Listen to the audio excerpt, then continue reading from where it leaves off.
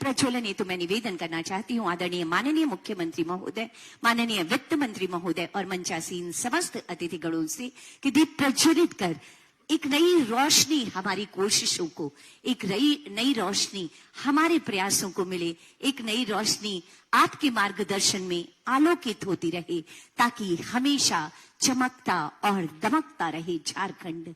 हर वो क्षेत्र जहां अबुआ सरकार आगे आती है, वहां आम लोगों का बजट बनता है और इस तरह के संवेदनशील आयोजन जब होते हैं तो सरकार और माननीय मुख्यमंत्री जी का संकल्प आलोकित होता है, हमें नजर आता है।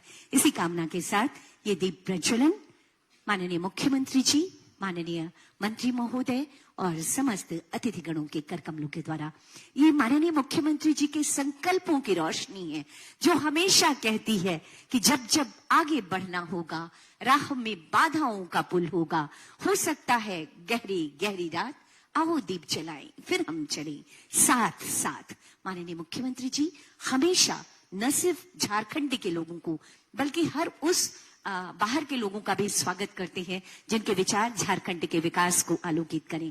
बहुत बहुत आभार व्यक्त करती हूँ माननीय मुख्यमंत्री जी, माननीय मंत्री महोदय और समस्त अतिथिगणों का दीप प्रज्वलन हेतु। उपस्थित देवी और सज्जनों, 25 वर्षों का हमारा युवा झारखंड माननीय मुख्यमंत्री जी के प्रगतिशील नेतृत्व में न सिर्फ झारखंड में बल्कि अब तो वैश्विक मंच में भी अपनी उपस्थिति दर्ज करा रहा है। चाहूंगी इस बात के लिए एक बार जोरदार तालियां हो जाए और तालियों की इन्हीं गड़गड़ाहट के बीच अब मैं सादर सादर निवेदन करना चाहती हूँ माननीय मुख्यमंत्री महोदय से आपके ऊर्जावान विचारों हेतु।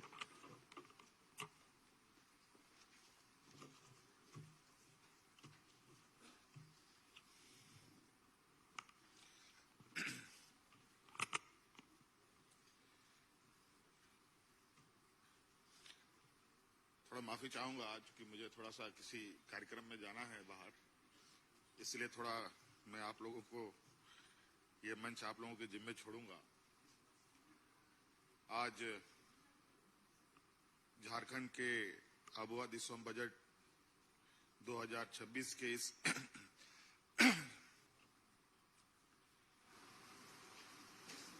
महत्वपूर्ण संगोष्ठी में हमारे साथ मंच पर उपस्थित वित्त मंत्री हमारे सहयोगी राधाकृष्ण किशोर जी, राज्य के मुख्य सचिव अविनाश कुमार जी, विकास आयुक्त अजय कुमार सिंह जी, वित्त सचिव प्रशांत कुमार जी और सचिव अमित कुमार जी और अध्यक्ष राज्य हमारे वित्त आयोग के अमृत प्रताप सिंह जी और विशेषकर जो यहाँ मेहमान हमारे बीच में हैं, देश के विभिन्न प्रतिष्ठित संस्थानों के डॉक्टर एन कार्तिकेयन जी, डॉक्टर प्रोफेसर मनीषा प्रियम जी, डॉक्टर डी रॉय जी, डॉक्टर सुधार नारायण जी तथा हरीश्वर दयाल जी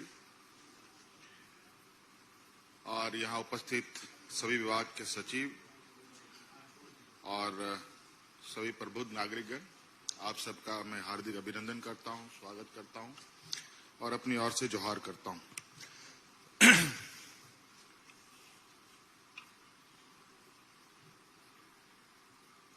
राज्य का बजट कैसे हो, इस पर आज विशेष चर्चा है और काफी दिनों से ऑनलाइन सुझाव भी मांगे जा रहे हैं और कई संस्थानों के साथ हम लोगों ने अपना सहयोगी के रूप में उनसे परामर्श भी लिया और कई चीजें उभर के भी आई हैं और आ भी रही होंगी।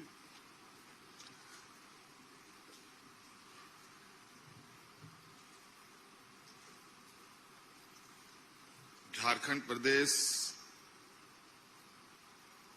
यूं कहा जाए कि देश के अलग अलग राज्यों में सभी राज्य अपने अपने अलग अलग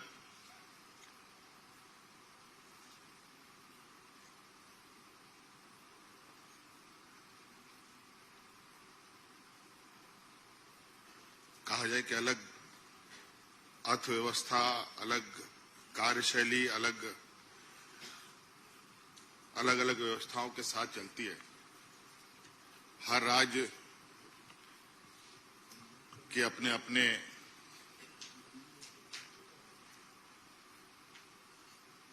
राज्य को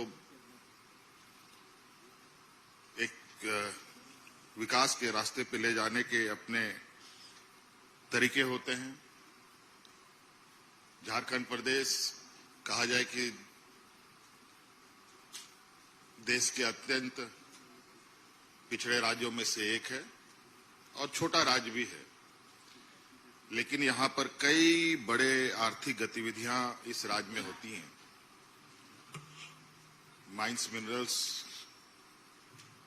के खनन कार्य हमारे राज्य में बड़े पैमाने पे होता है। देश की अर्थव्यवस्था में हमारी भूमिका तो बहुत बड़ा है। राज्य की अर्थव्यवस्था को हम कैसे मजबूत करें, ये राज्य सरकार की अपनी एक विशेष अधिकार के साथ सरकार काम करती है।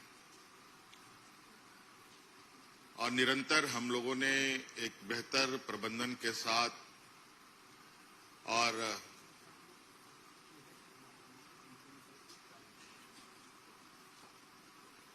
आर्थिक समृद्धि की ओर भी हम लोग कदम बढ़ाते हुए निरंतर आगे बढ़ रहे हैं। और चूंकि ये नया राज्य भी है, ये 25वां साल झारखंड का चल रहा है। 1 लाख करोड़ से अधिक के बजट में आज हम लोग हैं और मुझे लगता है कि ये आने वाले समय में ये लगातार इसमें वृद्धि भी होगी, क्योंकि डिमांड भी उसी तरीके से हैं। और मैं अभी कई देशों की यात्रा करने के बाद कल ही लौटा हूं। वहां की चीजों को भी मैंने बहुत करीब से देखा कि वहां किस तरीके से लोग की जीवन शैली, वहां के किसानों की स्थिति, वहां के शहरों की स्थिति, वहां के उद्योगों की स्थिति किस तरीके से विकसित होती है। तो कहीं ना कहीं कई नीतियां ऐसी होती हैं जहां अलग अलग क्षेत्रों को प्रभावित करती है, चाहे उद्योग हो, चाहे कृषि हो, चाहे पर्यटन हो। और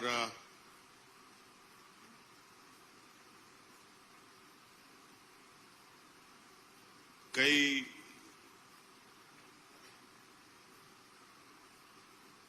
चीजें वहां के आर्थिक समृद्धि का भी बहुत बड़ा योगदान है कि उनके पास आर्थिक संसाधन इतनी मजबूत होती है कि बहुत सारे काम करने में उनको बहुत आसानी भी होती है।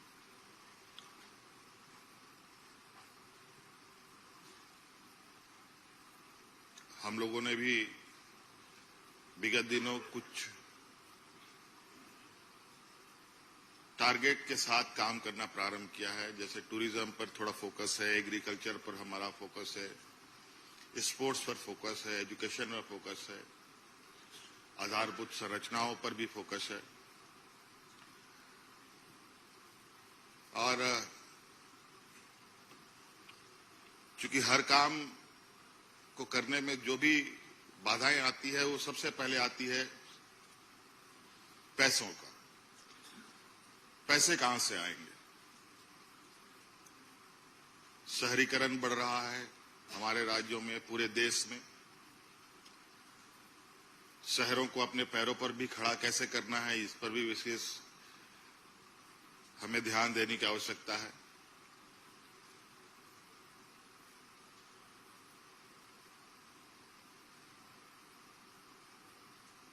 गांव से लोग प्रखंडों में आकर के अपनी बेहतर भविष्य तलाशने का प्रयास करते हैं।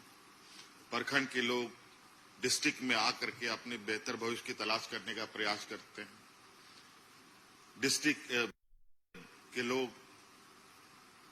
राजधानी में आकर के अपने बेहतर भविष्य की तलाश करने का प्रयास करते हैं।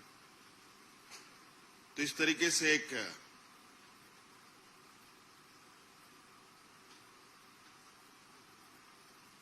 जो एक आम नागरिक का विचरण है, ये विचरण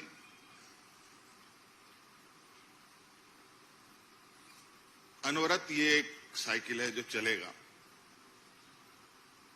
तो हमें भी अपने अर्थव्यवस्था को उस तरीके से ही चलाना पड़ेगा जिसके माध्यम से हम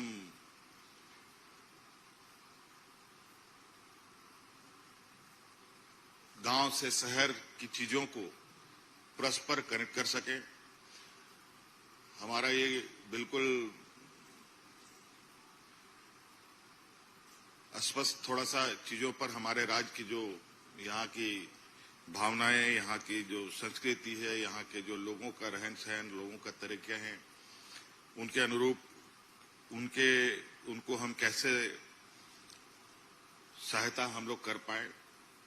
जैसे कि अभी एग्रीकल्चर पर हम लोग निरंतर नए प्रयोग कर रहे हैं और अच्छे बेहतर उसका परिणाम भी है। हमारे कई ऐसे क्षेत्र हैं जहां पर पानी के अभाव से वो जमीनें खाली पड़ी रहती थी। अब उन जगहों पर पानी कैसे उपलब्ध हो, उसके लिए भी एक बहुत बड़ा बजट के साथ काम करने की जरूरत भी है, आने वाले समय में भी बड़े पैमाने पर। क्योंकि जो एक प्राकृतिक संसाधन है वो हमारे पास लगभग प्रचुर मात्रा में है। हमारे पास बड़े बड़े वाटर रिजर्वायर हैं, लेकिन उन वाटर रिजर्वायर का हम अच्छे बेहतर प्रयोग नहीं कर पाते हैं। उनको हम गांव तक नहीं पहुंचा पाते हैं, उनको हम अपने किसानों तक नहीं पहुंचा पाते। जमीनें हैं जिसमें हम कई बार खेती कर सकते हैं, लेकिन कई जगहों पर संसाधन के अभाव में हम लोग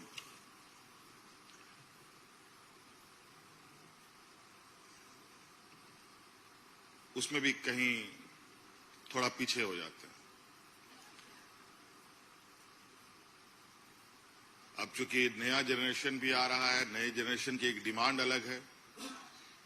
नई जनरेशन अब थोड़ा सा एग्रीकल्चर साइड से हट करके एक नए रास्ते की तलाश में है। उनके लिए भी एक चुनौती है, एक अच्छे बेहतर स्कूल, बेहतर कॉलेज, जहां वो आज के कॉम्पिटिटिव लाइफ में अपने को खड़ा कर पाए। इस दिशा में भी हमें एक मजबूत आधारभूत संरचना की आवश्यकता पड़ेगी। स्वास्थ्य के क्षेत्र में भी कई चुनौतियां हैं, चूंकि हम लोग का ये राज्य थोड़ा चुनौती भरा है, चूंकि पहाड़, नदी, नाले, थोड़ा टेरेन हम लोग का जो भौगोलिक ये थोड़ा टफ है, जहां कई सारे चीजें जो हमें सुविधाएं पहुंचानी है उनमें भी चुनौतियां होती हैं और कई सारे लोगों को भी कोई लाभ लेने में कई दिक्कतें आती हैं।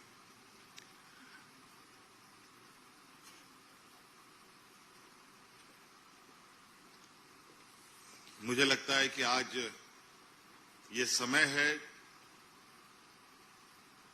एक बेहतर समय है जहां राज्य के लिए एक मजबूत और बहुआयामी एक बजट की आवश्यकता राज्य को है, जहां हर क्षेत्र में जहां हमें लगता है और हमें दिखता भी है कि राज्य में क्षमताओं की कमी नहीं है। हमारे यहाँ अच्छे किसान भी हैं, राज्य में अच्छे छोटे मझोले उद्यमी भी हैं। राज्य में अच्छे हमारे खेल के क्षेत्र में भी अच्छे नौजवानों का मौजूदगी है। पर्यटन के क्षेत्र में भी हम बहुत बेहतर स्थिति में अपने को खड़ा कर सकते हैं।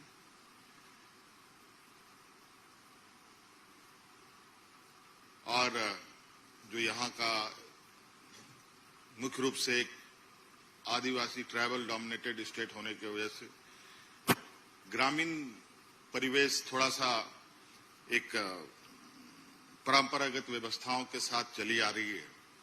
उन परंपरागत व्यवस्थाओं को भी हम को मुझे लगता है कि कैरी करना चाहिए। उनके लिए भी, क्योंकि मैं कई चीजें देखता हूं बहुत हमारे राज्य में जो हमारे पास क्षमताएं हैं, जैसे एग्रीकल्चर प्रोडक्ट में अगर हम कहें कि लाह का उत्पादन, देश का हम लोग पहला राज्य है जो सबसे अधिक लाह उत्पादन करते हैं, लेकिन उसका वैल्यू एडिशन नहीं कर पाते। हम तसर सिल्क का जो कोकून है वो हम देश में सबसे अधिक उत्पाद करते हैं, लेकिन उसका हम बेहतर उपयोग नहीं कर पाते। तो इन सब चीजों पर भी हम आज एक अच्छे स्थान पर जा सकते हैं। आज जिस देश में कोकून होता ही नहीं हो, तसर बनता ही नहीं हो, लेकिन वहां सिल्क के नाम पर आज दुनिया में सबसे नंबर 1 देशों में वो गिनती में आते हैं। तो कहीं ना कहीं हम लोग का कुछ जो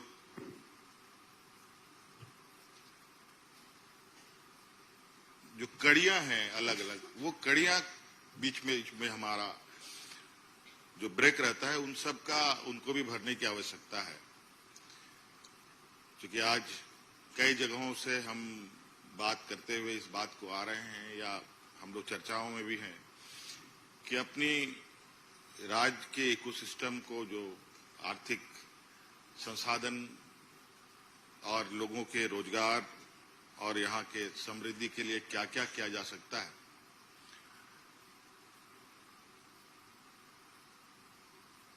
उस पर निश्चित रूप से हम लोग अब एक मजबूत रूपरेखा के साथ आगे हम लोग जाएंगे। मैं अभी ही पूछ रहा था कि जो हम लोग आज यहाँ बजट संगोष्ठी में बैठे हैं, कई राज्य ऐसे हैं जैसे तिरुपति है और कई ऐसे धार्मिक स्थल है जहां पर वो अपनी एक बजटीय व्यवस्थाओं के साथ इतना बेहतर तरीके से चीजों को संचालित करते हैं। वो उनका क्या मॉडल है, उनका किस तरीके से चीजें होती है, वो मैं जानने की कोशिश कर रहा था, तब तक मैं आपके बीच में आ गया। तो ये बात है कि कहीं चीजें कुछ जगह पर अच्छी तरीके से भी काम कर रही है, और हमें भी थोड़ा अपने लोगों को सरकार के बजट के साथ जोड़ना पड़ेगा, उनको भी एक जिम्मेवारी देनी पड़ेगी। मैं अभी जिन देशों में गया था, वहां पर लोगों का जीवन और सरकार के साथ जो उनके लिए जो व्यवस्थाएं हैं, उनका भरपूर उपयोग कैसे लोग करते हैं। उनका घर तो अपना घर है ही, बल्कि जो बाहर उनका जो सरकारी व्यवस्थाएं हैं वो भी उनका घर के बराबर। घर से उठे लोग चलते हैं, चलते चलते खाना है, चलते चलते अपने को फ्रेश अप भी करना है और काम भी करना है, और सबके लिए लोगों को अब कोई टॉयलेट यूज करता है, टॉयलेट यूज करने के लिए भी उनको पैसा देना पड़ता है। ट्रेन में चलो, ट्रेन के लिए भी पैसे देने पड़ते हैं। हर चीज में उनको आर्थिक सहयोग आर्थिक ये हाँ उसके अनुरूप उनको सुविधा भी उसी अनुरूप में मिलता है। तो हम चाहेंगे कि हमारे जो विभाग सब जो हम लोगों के चलते हैं, अलग अलग जो विभाग हैं, सभी विभाग को वित्त और हमारे जो बजट के अनुरूप जो उनको जिम्मेवारी मिलती है, अगर वो बजट हम लोग एक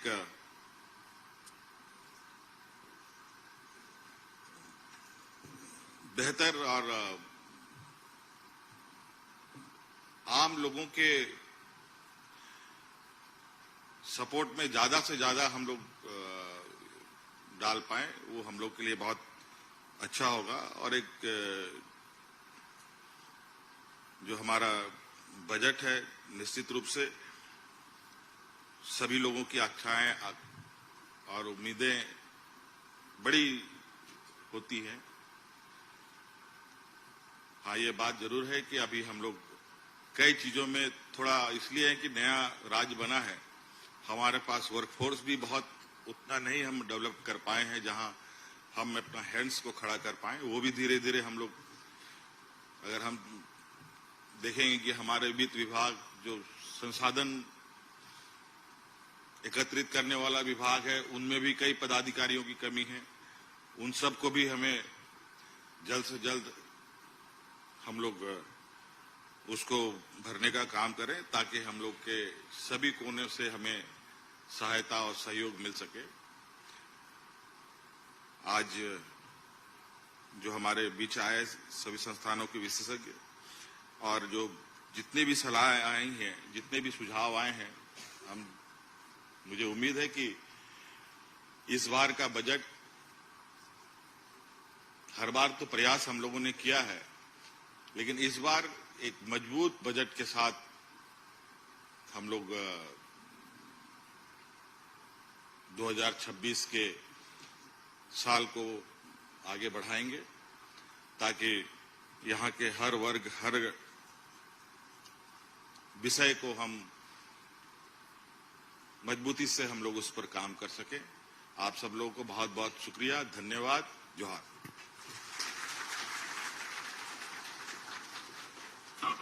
बहुत बहुत आभार व्यक्त करती हूँ माननीय मुख्यमंत्री महोदय का आपके ऊर्जावान विचारों के लिए। और अब ये समय है, हम थोड़ा सा समय और लेंगे माननीय मुख्यमंत्री जी का। हमारे अबुआ देशम बजट पोर्टल पर बहुत सारे सुझाव प्राप्त हुए, उसमें से जो सर्वश्रेष्ठ 3 जो सुझाव थे, आज उन सुझावों को भेजने वालों को यहाँ सम्मानित करने का समय। स्वाति बंका पहला नाम होगा, आप आएंगी। इसके बाद आएंगे किशोर प्रसाद वर्मा और उसके बाद आएंगे श्री गोपी हांसदा। आप तीनों से निवेदन, अबुआ देशोम बजट पोर्टल पर बहुत सारे सुझाव, हजारों की संख्या में सुझाव मिले और आज इस समय इन्हें ये प्रशस्ति पत्र और कैश प्राइज दिया जा रहा है, सरकार के साथ मिलकर अपने सुझावों को साझा करने के लिए।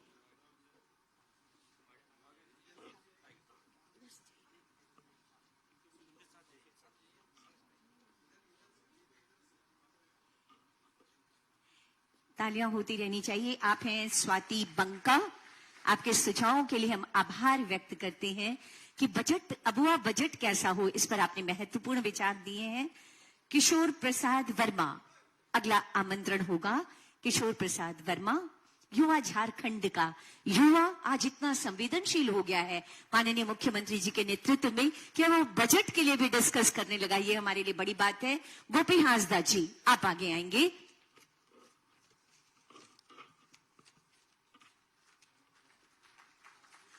और अब हमारे गेस्ट स्पीकर्स, जिन्होंने बहुत संजीदगी से झारखंड की परिस्थितियों को देखा, समझा और बजट बनाने के लिए महत्वपूर्ण विचार दिए, doctor professor N Karthikeyan. Sir please आप आएंगे।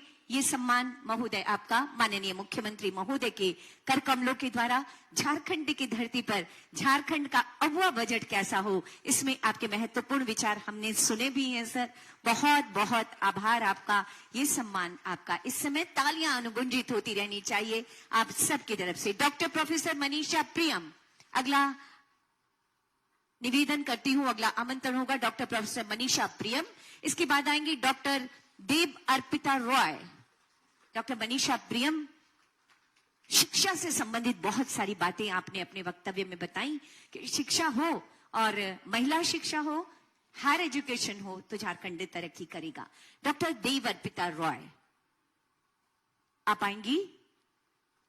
ये सम्मान इस समय माननीय मुख्यमंत्री महोदय और माननीय वित्त मंत्री महोदय के कर कमलों के द्वारा आभार स्वरूप हम आपको दे रहे हैं झारखंड की धरती से। डॉक्टर सुधा नारायणन, डॉक्टर सुधा नारायणन मैम, निवेदन आपसे।